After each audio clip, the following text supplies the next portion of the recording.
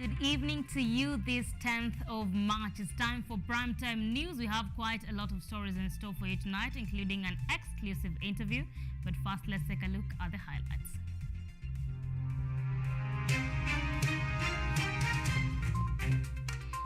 President Ruto presides over commissioning of cadets at Kenya Military Academy.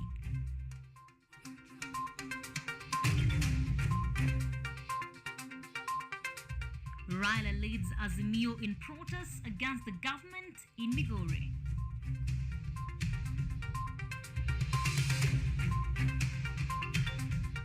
Parastatal changes. Former West Pokot Governor John Lonyangapuo appointed by President Ruto. In education, CS Ezekiel Mashogu appoints new members for Meru Varsity Council.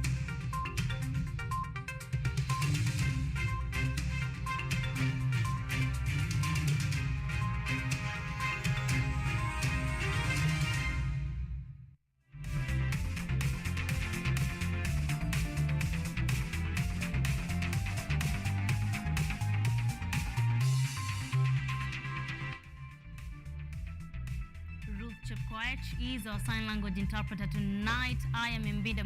Welcome to the broadcast. President William Ruto has today presided over the commissioning of General Service Unit and Graduate Cadet officers at Kenya Military Academy, Lanet, in Nakuru County. The president has urged the military forces to work with the Ministry of Education and rebuild schools in the banditry-affected zones. Speaking during the commissioning parade of cadets in Lanet, Nakuru County today, President Ruto has congratulated the officers and urged them to use the skills they've acquired in serving and protecting the Republic of Kenya. Today is a great day.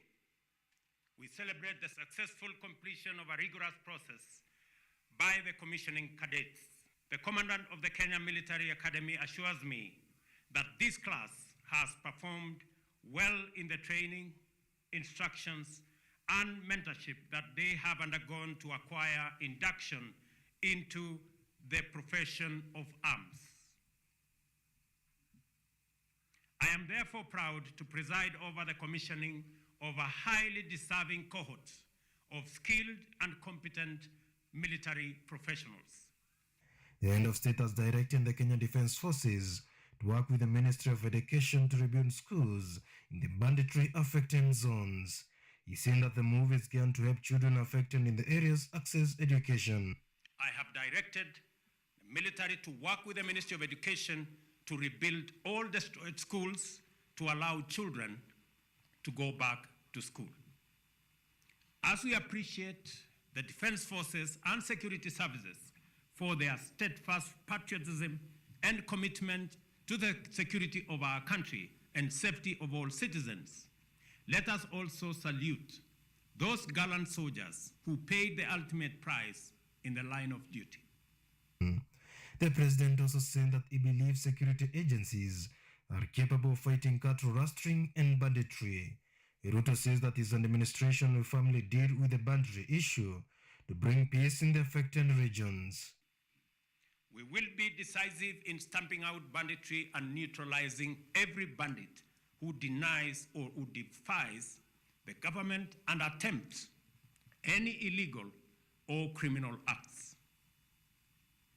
Every bandit must be brought to book. Every illegal gun surrendered willingly or by force, and every child must go back to school. The president's remarks comes at a time when Interior Cabinet Secretary Professor Kithure Kindiki saying that 140 guns have been recovered from the banditry-prone areas and that the process to recover more guns is ongoing. The CS saying that they have put a phase 2 operation in place to kick out the bandits. Up to now, we have received about 140 plus weapons of various types. The amnesty which had been given for 3 days lapsed and will not be extended. I can confirm to the country that we will get to the root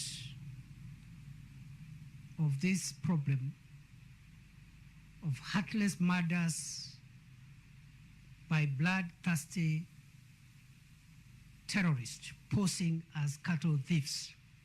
As the commission cadets prepare to undertake their duties and responsibilities, they have been hard to serve the nation honorably and diligently. James Mureki Mwenda, KUTV. Azimio leader Raila Odinga and the company of other Azimio bigwigs began their mass action today with a public rally in Migori County. This is in a bid to pile pressure on President William Ruto to resign from office for what they claim to be a failed government. Akuma Modaki now reports. Nipigwe teke sitarudi nyuma, oh nipigwe teke nipigwe teke oh nipigwe teke. So was the situation in Migori County as the opposition chief Raila Odinga led a public rally alongside his Azimio counterparts. Exactly a day after the opposition chief called on his supporters to participate in mass action against the government. His lieutenants heeding to the order and plunged into protests across different towns in the country, including parts of Nairobi and Kisumu cities. Raila Odinga, who was accompanied by his fellow Azimio principals Kalonzo Musyoka of Wiper, Martha Karua of NARC Kenya, Jeremiah Kioni and Eugene Wamalwa among other leaders, condemned the adamancy of Kenya Kwanza government to deal with the demands of Azimio coalition that seeks to address the cost of living as they threaten to lead their supporters in boycotting products from specific companies. Kuna makampuni kadhaa ambayo tunajua ambao wanatumia vibaya na hao watu. Natuambia nyinyi hiyo kampuni mwache. Hii chakula msikule. Hii gazeti usinunue. Hii radio usisikie.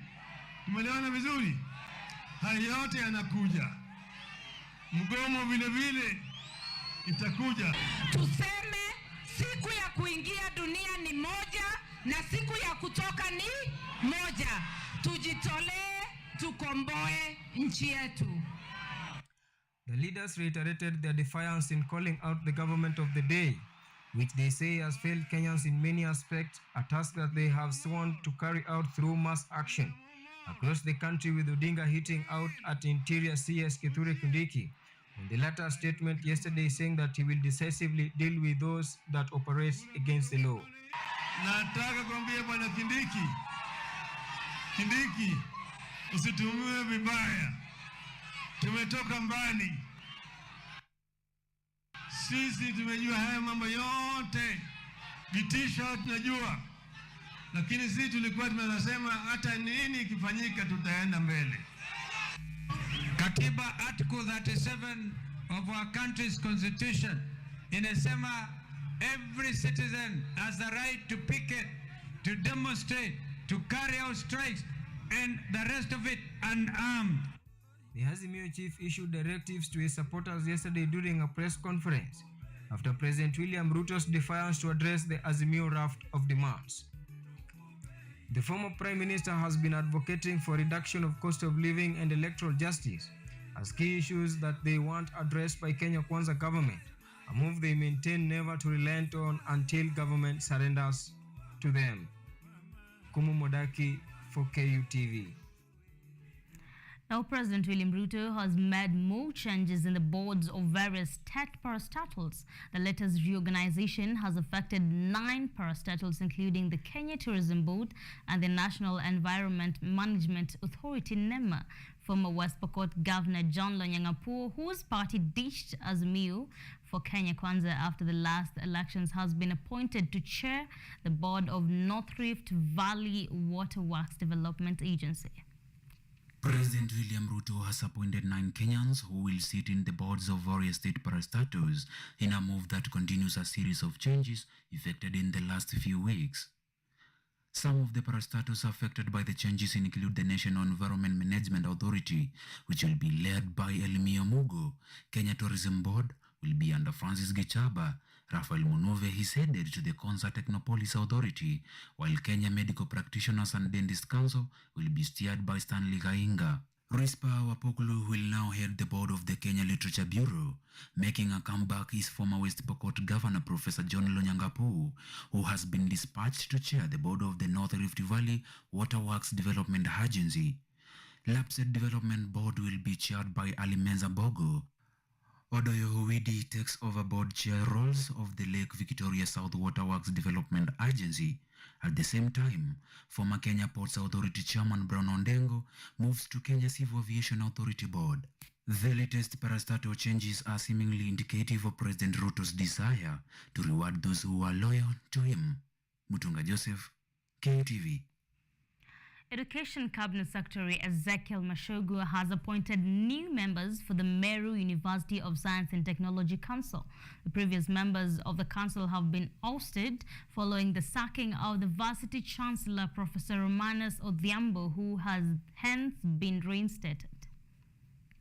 In a Kenyan Gazette Notice number 2881 under the Universities Act number 42 of 2012, dated 10th March 2023, Education Cabinet Secretary Ezekiel Machogu appointed new members of the Council of Meru University of Science and Technology following the ouster of the members who previously served in the council. The notice reads, and I quote, The term of the current University Council shall lapse on 9th March. In exercise of the powers conferred by Section 36(1) of the Universities Act, the Cabinet Secretary for Education appoints under subsection A, Dr. Jen Kiringai, Chairperson, under subsection D, Janet Afandi Ominde, Martin Kinoti, Jacob Kwaba, Lucy Rematon Donket, Sylvester Kibiwot Kinyor as Chairperson and members of the Council of Meru University of Science and Technology for a period of 3 years with effect from the 10th March 2023. Number 3, we want to thank our dad, the Cabinet Secretary for Ministry of Education, Honorable Ezekiel Machogu, for listening again to the cry of the grassroots and ordering the PS and all the stakeholders really to come and give us the right decision that the government has agreed. Can we put our hands together? The new council will replace Murera Mberia, Stephen Kimani, D. Kwaswa, Pauline Jeruto, Naomi Kipuri, Paul Mungai, and Damaris Nyasuguta. The action by the Cabinet Secretary comes days after the reinstatement of the University Vice Chancellor, Professor Romanus Odhiambo, an event which was preceded by chaos among students and members of staff, forcing closure of the university.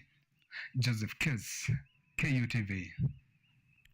Principal Secretary, Department of Shipping and Maritime Affairs and the Ministry of Mining, Blue Economy and Maritime Affairs, Shadrach Modime, say that the government will invest 20 billion shillings in its plans to equip Bandari Maritime Academy.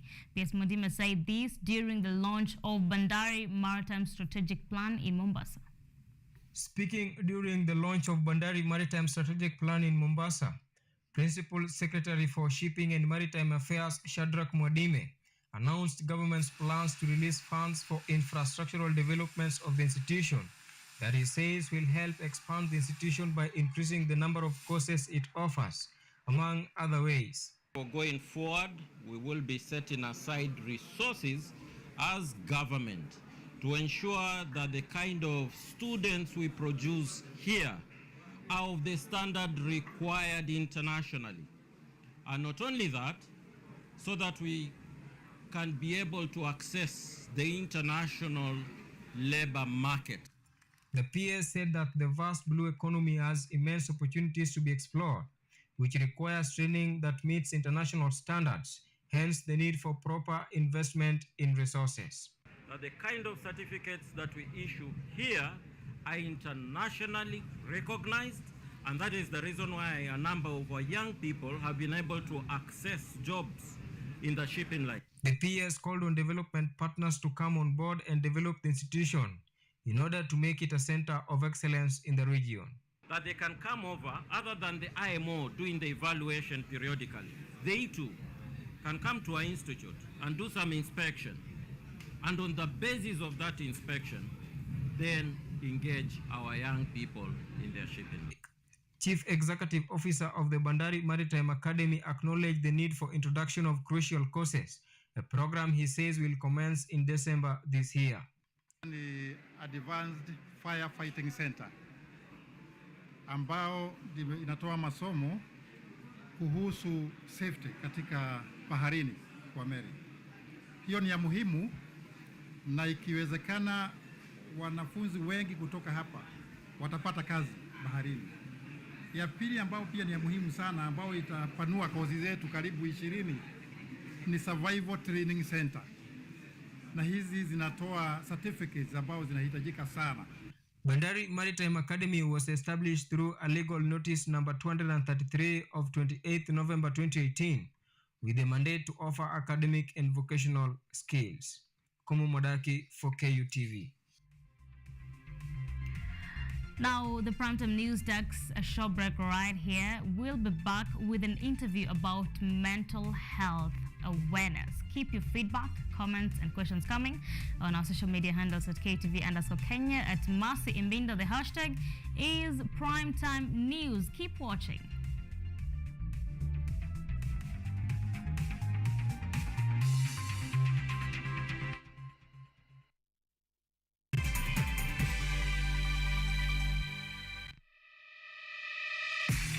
What's up, fashionistas? Looking for a show that brings you the latest in the world of fashion, glamour, creativity, and style?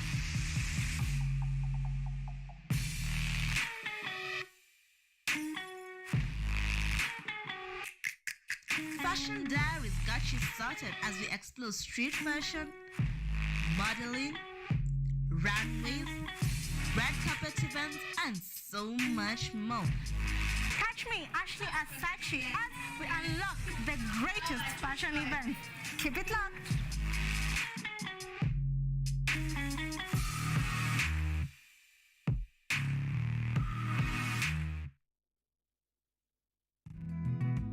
Hawa nzi viwavi wa hawa nzi wanakula kitu yoyote ambayo ni organic. So mkulima ambaye ako hata na manyua, ako na maembe, ako na maugali, zote zinakula. Lakini ukiishaga, kama uko na uwezo wa kununua kishaga ya kuishaga na increase surface area, then zinakula na zinakuwa haraka kuliko kama haujazishaga.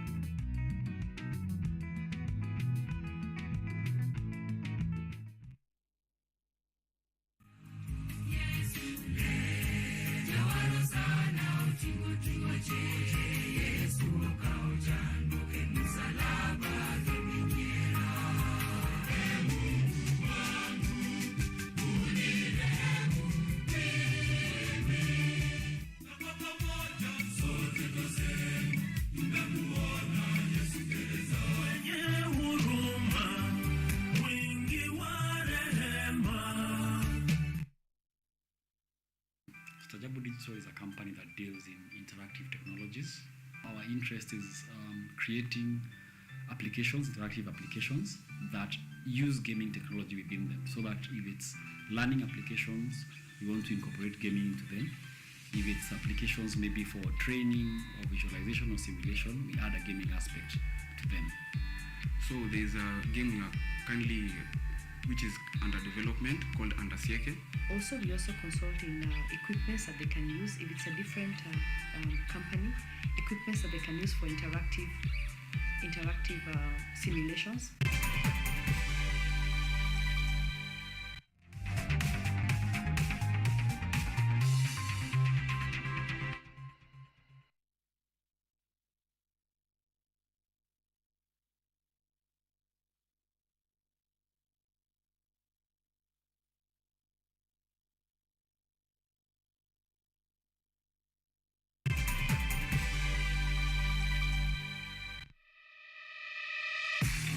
What's up, fashionistas?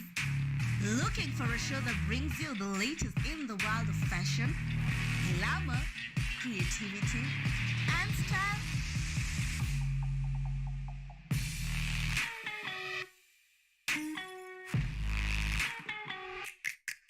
Fashion Diaries got you started as we explore street fashion, modeling, runways, red carpet events, and so much more. Catch me, Ashley at Sachi, as we unlock the greatest fashion events. Keep it locked.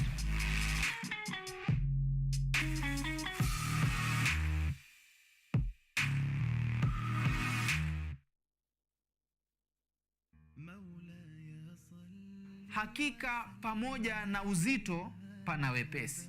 Basi yeye maisha yako yote umeishi katika starehe. Hilo ni jambo ni muhali, yani jambo ambalo kwamba haliwezekani.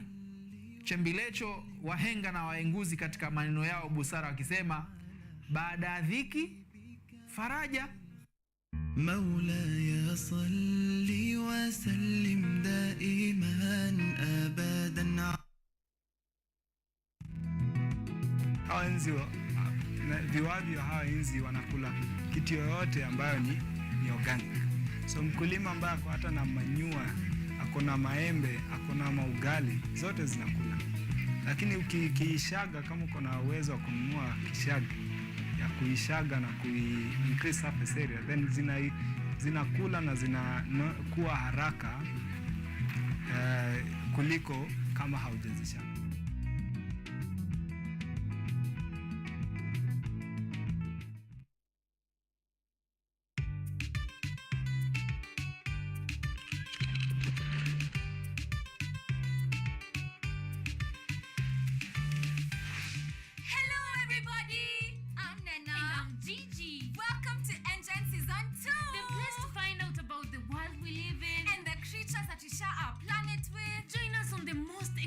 Adventures across the African continent. See breathtaking wildlife, stunning landscapes, and out of this world technologies. Meet incredible scientists and learn fantastic facts. Explore, discover, be amazed. Part of the next generation of African change makers. Be a part of Engine, Africa's #1 science discovery program. Yay! We're learning every day. Let's go. Engine leads the way.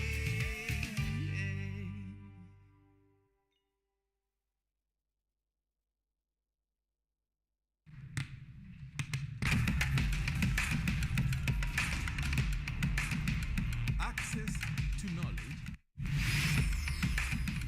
Solution to unanswered questions.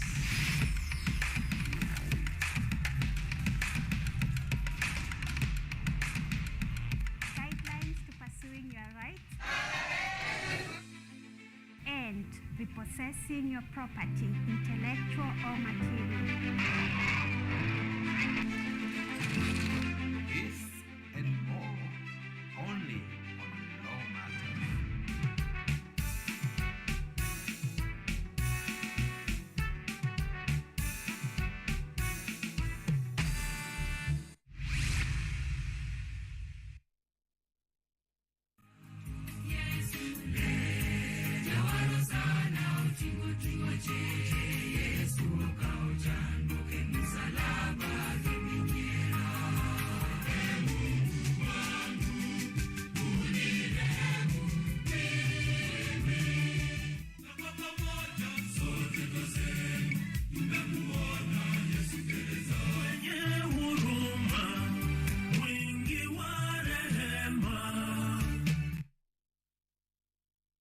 Stajabu Digital is a company that deals in interactive technologies.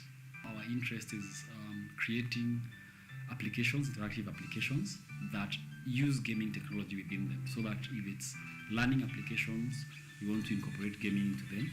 If it's applications maybe for training or visualization or simulation, we add a gaming aspect to them. So there's a game we are currently, which is under development, called Andasieke. Also, we also consult in equipments that they can use. If it's a different company, equipments that they can use for interactive simulations.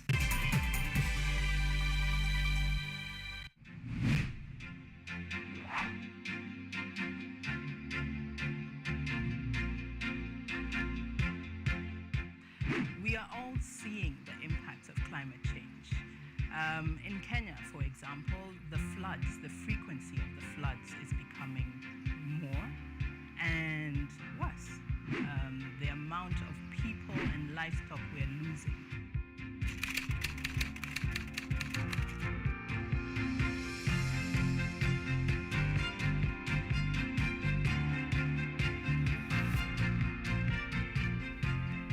The level we need to go is a level where the normal mwananchi and also the government stakeholders can uptake these solutions. Those small acts multiplied by millions of us will help make a difference in the world at the end of the day. It's just a slight behavior change that we need, and you'll find that it serves us a bit more than you put in. And that's the goal. We want to live a better world than we found, because at the rate we are going, it's dire. We will secure the planet for future generations.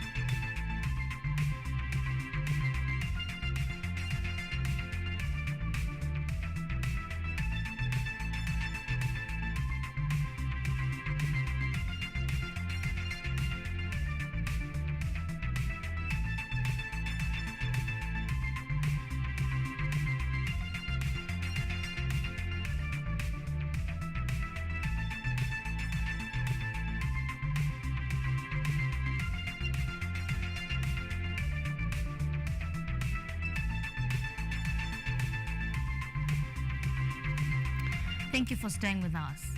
Now, anxiety and depression constitute more than 40% of mental health disorders among young people. UNICEF reports that worldwide, suicide is the fourth most common cause of death after road injuries, tuberculosis, and interpersonal violence among adolescents and young people.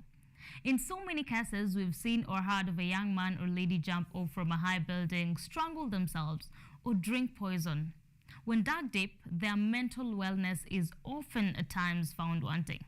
Now, this is becoming a cause for alarm, and that's why tonight, Wangari Muthoga, a mental health activist, joins me in studio together with Rachel Kanyina Njuguna, her mother and caregiver, and counseling psychologist Anne Trufena joins us live via Zoom to discuss mental health matters.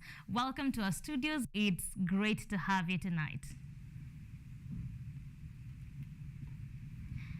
All right. So now, I would want to understand, why are you advocating for mental health, Wangari? Maybe you can share a bit of your story that led to you beginning the advocacy. As I said, my name is Esther Wangari, and the main reason as to why I decided to become a mental health activist is because I'm bipolar myself.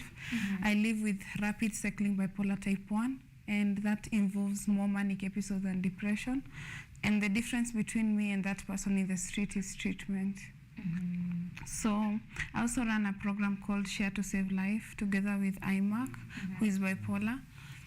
And we decided to create awareness about mental health because of the stigma and biasness based on people's understanding on mental health. And I faced a lot of stigma, and that is what made me to come out and become an activist. Wow. Now, let's talk about the bipolar disorder. What are some of the symptoms of bipolar? Wow, I love that question. Bipolar involves extreme moods, extremely depressed or extremely happy or extremely sad. Extremely happy is known as manic episode. Extremely sad is known as depression episode. So the signs involve both in depression and manic, they are different. Manic is where you have energy, you're irritated easily, you're loud, and if it's not treated, you become violent. Depression is where you feel so low, and you can end up having to do things that are not that good. So what are some of the causes and triggers of bipolar? The causes of bipolar involve genetics or induced by life. Like for me, I think it's genetic because my dad has it. And also for the fact it was induced in 2017 when I lost my hearing completely. And after losing my hearing, I needed a cochlear implant worth 3.5 million. And it was quite depressing for me. And every time I feel depressed, instead of me getting depressed, I get manic. Yeah. Thank you. Now, before we continue talking about the diagnosis and treatment that you have mentioned, that you were diagnosed, I would want us to get to hear from Antrofena. But before that, please talk about the diagnosis. You've mentioned you were diagnosed in 2017. Please talk about the diagnosis and treatment of bipolar. How has it been so far? Actually, I've been discharged from the hospital today. I was admitted at the best mental hospital in Kenya, which is Chiromo. And yeah, and it has been really hard dealing with the illness for 7 years now. And stigma has been my main issue that led me outside the circle of creating awareness. Let me talk to Rachel for a minute. Rachel, how has it been handling Wangare, and since her diagnosis and the treatment, how it has been going as a caregiver? How has the experience been? Yeah, she was normal, right from birth. But I realized that she wasn't able to be calm. So she was just violent, sometimes beating herself, knocking things up and down, angry. I didn't know the hunger that she was having, the anger. Now I was like, what's wrong with this kid? No, that's when it's hard disease to recognize. And I think it's recognized when you, at least from the teenage, that's when you get to know that disease exactly. And it's been a tough journey, a tough one. So that now you get yourself alone with your kid. Because now the way she's behaving, you might think she's misbehaving, or maybe she's in discipline, or maybe she's mad. That's the case people may put, mad. But I'm happy. I've been all this journey. I've been with her, and nothing can let me down from this. I've been walking along with her. It took me a long journey because I've been a single mom, right from her condition. I knew when I was alone, but this far I've seen God's support. Because, for instance, these mental people is very hard to know about them. Right. And hard to handle them. And the treatment is so expensive to meet. For example, no, he had to go to Mazari Hospital, the mental one, for the government, and he wasn't comfortable there. And I was like, oh God, what about those people who can't afford to get there? Right. To get the private hospital. So that it's a condition whereby if I see someone who is in such a condition, I feel pain. It's so painful. She's my second born, but I thank God because she still faced it. Thank you. Now, maybe you can talk about, you've just spoken about the experience since when you first noticed that she was not as other kids, and how was the reception from maybe your family and neighbors and other people? People couldn't believe it. In fact, there was a time that home things were tougher. It's now violent. The violence now is just becoming too much. She had to go fight people. And the neighbors could say, no, what's wrong with this girl? We know her as a good girl. And by the way, when she's normal, she's the best. And now trying to make people, to convince them that she's the same Wangari you know. It's only that she is ill. It was hard. It took time. Even right now, the people who are in denial, that they pretend. This is not sickness. That's it. So it was very tough for you as a mother. It was tough. Now, we are joined by Antrofena, a counseling psychologist on the expert end, and she's joining us via Zoom. Antrofena, I want you to just say hi, and then we could continue. Hi, how are you? Fine, thank you. Good to have you tonight. Good to have you too. Thank you. Right. Maybe moving on, you could talk about demystify some of the myths that are associated with people diagnosed with bipolar. Repeat the question. The question is, kindly demystify the myths that are associated with people diagnosed with bipolar. There are some myths around such people, especially in an African society setup, because most of them they say it's witchcraft.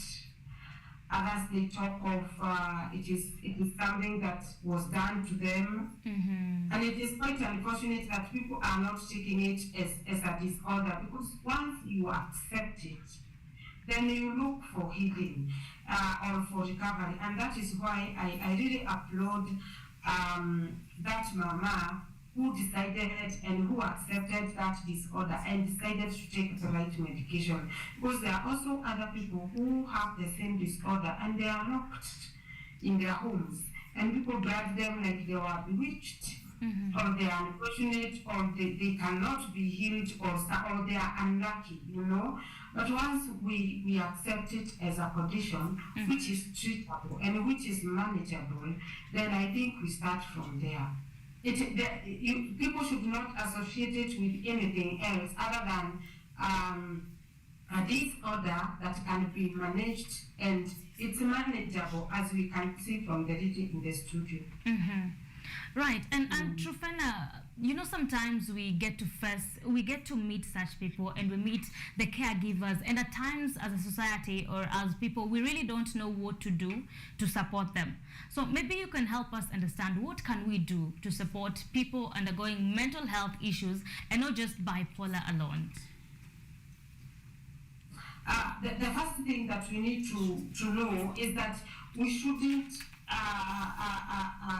view them as disabled, you know, and because it is not even a disability, and we shouldn't view them like you know, they are living in their own cocoon. One thing, and that is very clear, is that they are just human beings like us.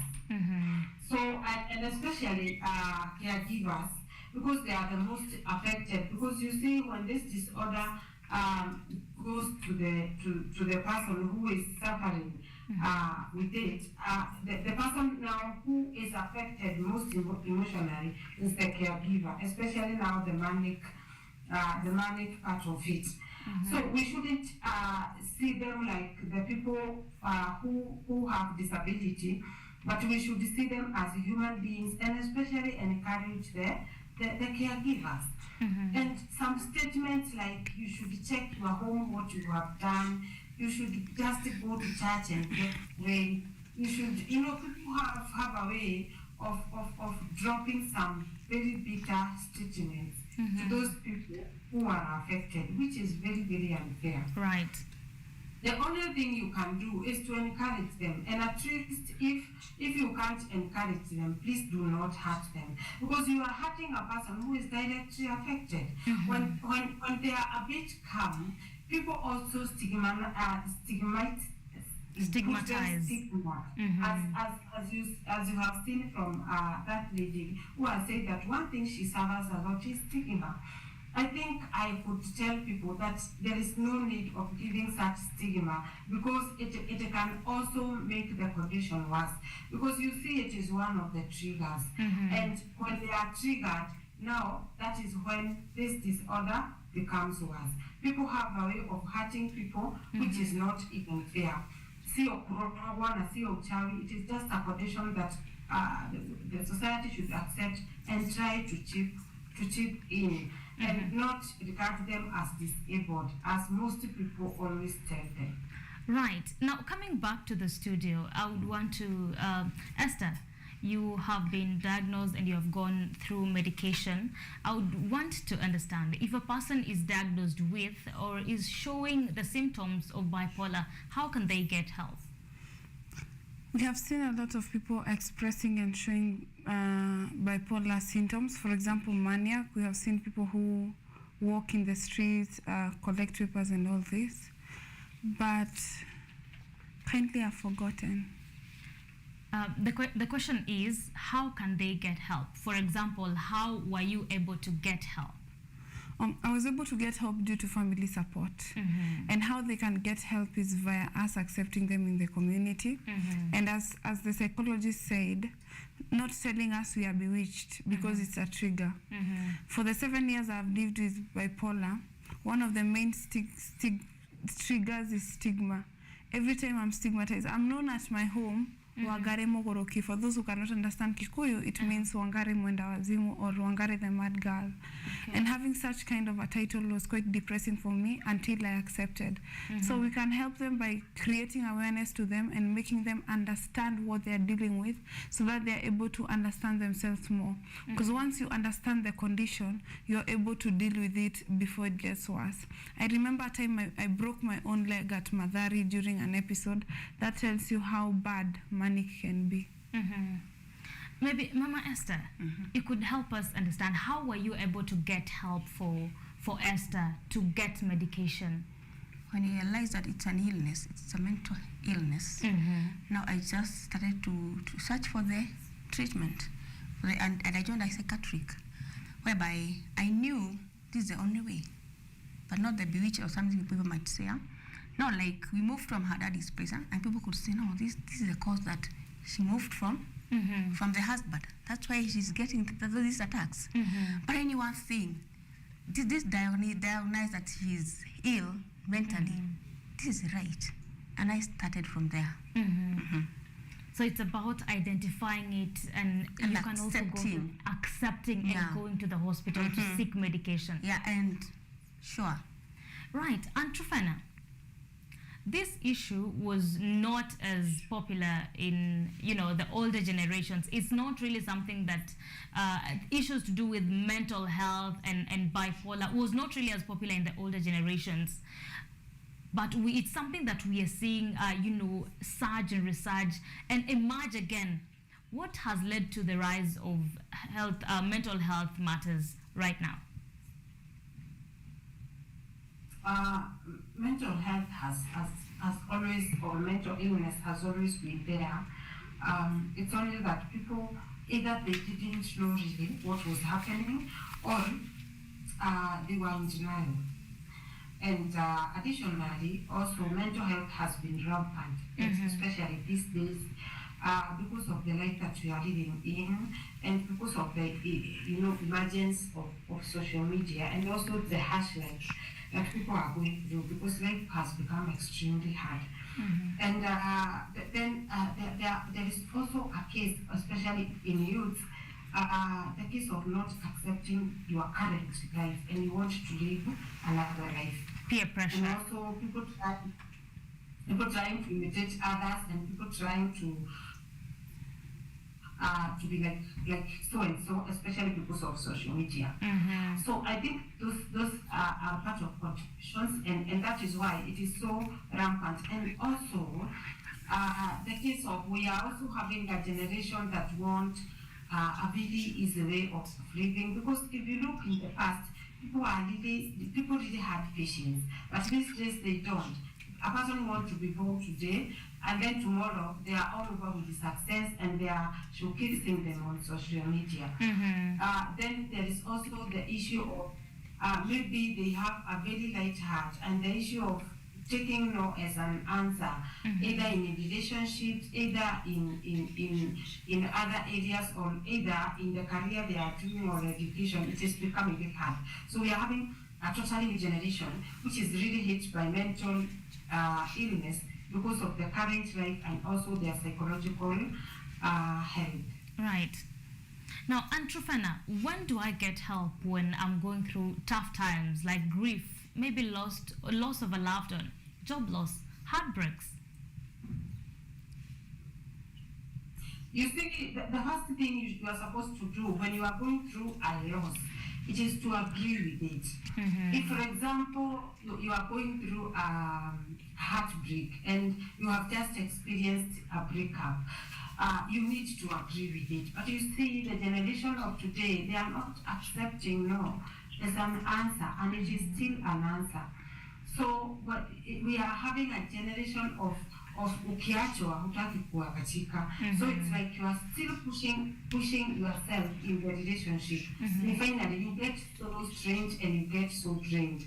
If it is the case of death and you have experienced an issue of death of your loved one, again the first thing is to agree with it, however painfully it may be. Now, when you agree with all those heartbreaks, you start this journey of healing, because when you have accepted something, you start now looking for a way to move on and kind of to move out of it, even if it's not completely. So the first and most important thing is to agree with it, and also to accept that it has happened, however, however painful it may be. That is the first step. Then the other step is that you need to share it and you need to talk to someone. People always are bottling up issues, and they are closing doors of their houses, and they are getting indoors, and they are priding themselves as unfortunate or people who are worthless. That is how now depression comes in, because you start having feelings of worthlessness and losing a lot of hope and losing interest in the things that you are once interested. So it is very important to share. Just to share, but know who you are sharing to, because we are also in an era whereby when you share your issues, you hear them with everyone. There are still people you can share with. You can share with your family member, you can share with a trusted friend, or you can look for a counselor. In case of religion, you can also share with your religion person, either maybe your Kadi or probably a pastor or any clergy. Just to share, make sure that you share by the end of the day. And I'm also discouraging people from sharing it on social media, because when you share your stress on social media, you become very vulnerable, because you are exposing yourself to people whom you really do not know, and you do not know how they will take it.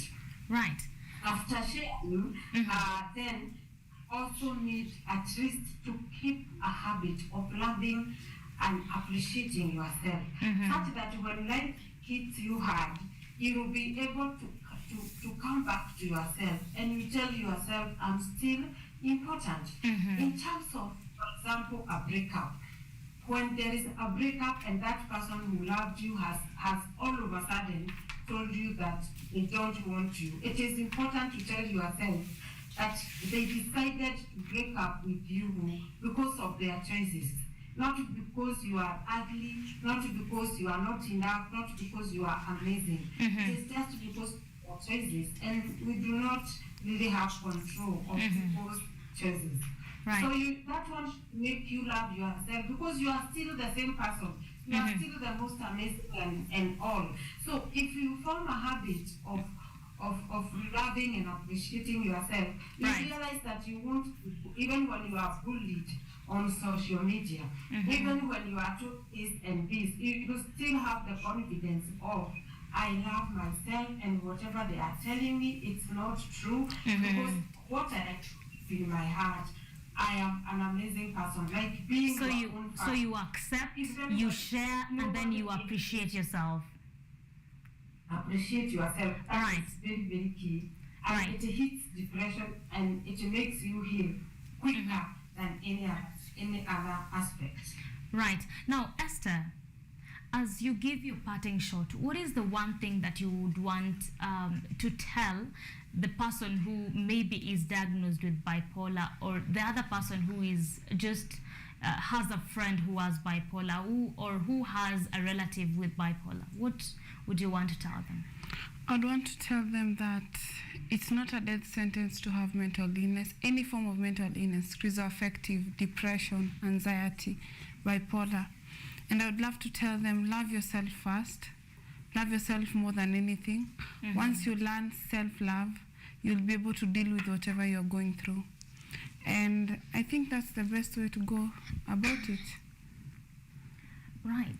Rachel, what would you want to tell that parent right there, the sister, the aunt, the brother, the father who has a child or a sister or a niece and nephew with bipolar? I'd like to drive the message that it's just an illness, a mental illness, and they should take it seriously before things fall apart. They should see a psychologist, a psychiatric, and a psychologist. They go a wrong way, because now this person needs a psychologist who tell her on all this and counseling. The same thing, taking drugs. The other thing is, it's good to be 50-50 in this life. When you're saying, and I've been telling Esther, if things go the other way, the psychologist have told us, there should be a no or yes. Like I've been telling Esther, things shouldn't be yes always. It should be 50-50 in this life. It might not. That's how things are. And for us, it's a psychologist, the one we were talking with. Right. Now, the thing is, I've been thinking about the disability. Now, we should treat this thing as a disability. Because it's a condition whereby this kid, he cannot wash for. It's a condition whereby now this time she's sick or he is sick. He can't wash or she can't wash herself. Even washing, you wash her. You clothe her, you do all this. And I think they should remain in their parents' insurances. Because they can't be able to feed their insurances, or they can whatever. Right. So it's good to treat it a disability in this case. Because this thing is very serious. Right, thank you. Now, Aunt Trufena, please give us a parting shot. And in your parting shot, you can be sure you can mention hotlines or maybe websites that people who are afraid they have bipolar or have already been diagnosed or are undergoing treatment from bipolar can get help or any other mental health issue. And you have 2 minutes for that. Okay, one, I would want to encourage everyone that it is okay not to be okay, and it is okay to accept how you are. And another thing is just manage your expectations. We all go through life. Sometimes we have good days, sometimes we have bad days. We don't have to be perfect. So just we try to manage our expectations, and they try also to manage their expectations on themselves, on people, on caregivers, on everyone. The other thing is that any person whom you see with such signs, and probably their family has not accepted, or they are fearing the stigma and everything, it is okay, and it is very important to be your brother's keeper. Just go to the nearest mental center, or you can contact the counselor, or you can also talk to people who are online. These days we are having a lot of counselors who are online, and it is not a must that you meet a counselor face to face. Then for psychiatrists, if we go to a place like Madari, it's a bit affordable other than the private centers. So it is important to seek help. And let me tell you, when you try this journey of seeking help, by the end of the day, you will get it. So let them not keep quiet. Let them talk and let them know the way, just like Wagari has said, because I like her courage, and especially the way she has known herself and the way she is encouraging others. So that is my parting shot, and I know that we can make a better society when we try to accept those people, and when they also accept themselves. Thank you. Right. Thank you so much, Aunt Trufena, a counseling psychologist, for that. Thank you, Esther Wangare Muthoga, who is a mental health activist, as well as one who has been diagnosed with bipolar, and Rachel Njuguna, her mother and caregiver. Thank you so much for joining in tonight. Now, if you are diagnosed with bipolar or you are afraid you have bipolar, Aunt Trufena says accept, share, and appreciate yourself. Don't go through pressure. It's not the end, says Esther. And the counseling psychologist says it's okay not to be okay. It's not the end of the world.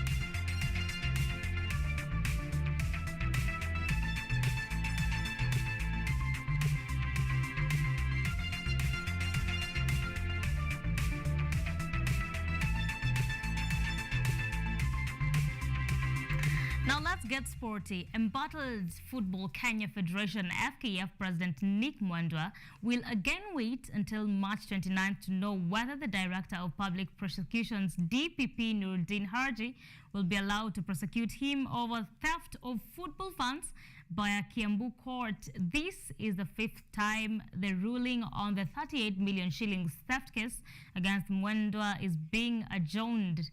The DPP, through Kiambu County State Prosecutor Evelyn Onunga, presented a raft of evidence in support of the fresh case filed against Mwendwa.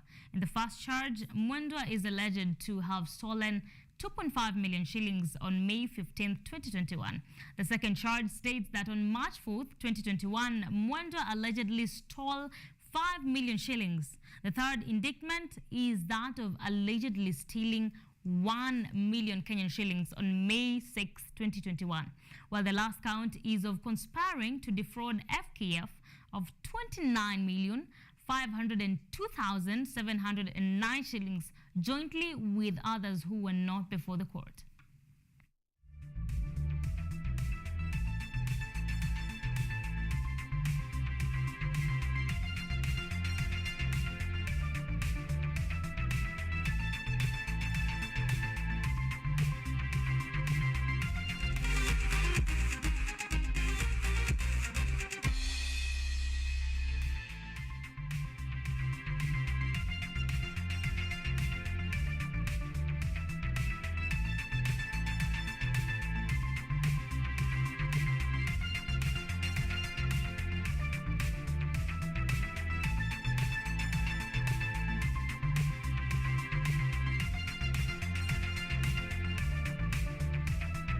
Brings us to a close right here at the Primetime News. Many thanks for joining us tonight, and special thanks to everyone that has made this bulletin a success. Keep your feedback and comments coming on our social media handles at KUTV_Kenya, at Mercy IMBINDA, using the hashtag Primetime News. You can get this bulletin and our subsequent bulletins on YouTube at KUTV Kenya, or on our website at www.kutv.co.ke. Rucha Poet has been our sign language interpreter tonight. I'm IMBINDA Mercy. Have a good night.